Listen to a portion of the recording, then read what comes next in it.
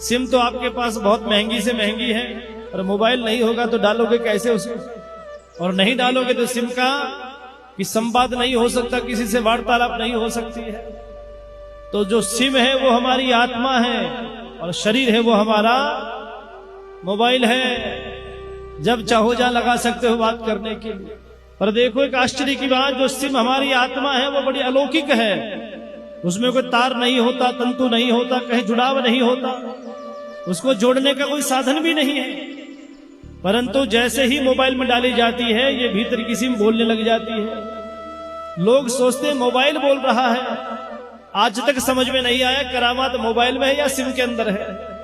SIM निकाल लो तो mobile कोई काम का नहीं, किसी से बात नहीं हो सकती है, फिर खुद से खुद ही खेलते रहो।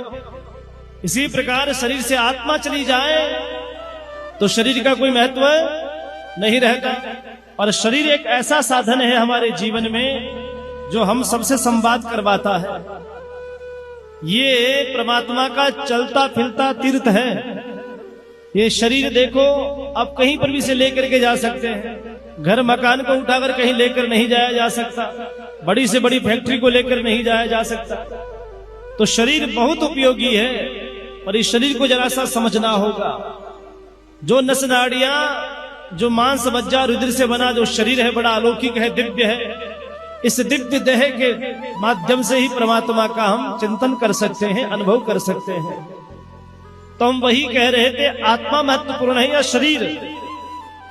तो कभी अब दोनों का संयोग चाहिए। आत्मा को रहना है तो शरीर को रखना पड़ेगा, घर चाहिए उसे रहने के लिए।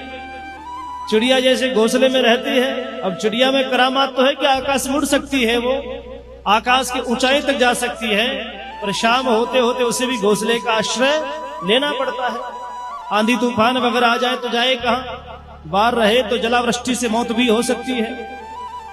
तो इसलिए कहा जैसे चिड़िया को घोंसला चाहिए, वैसे इस आत्मा के लिए शरीर माध्यम है।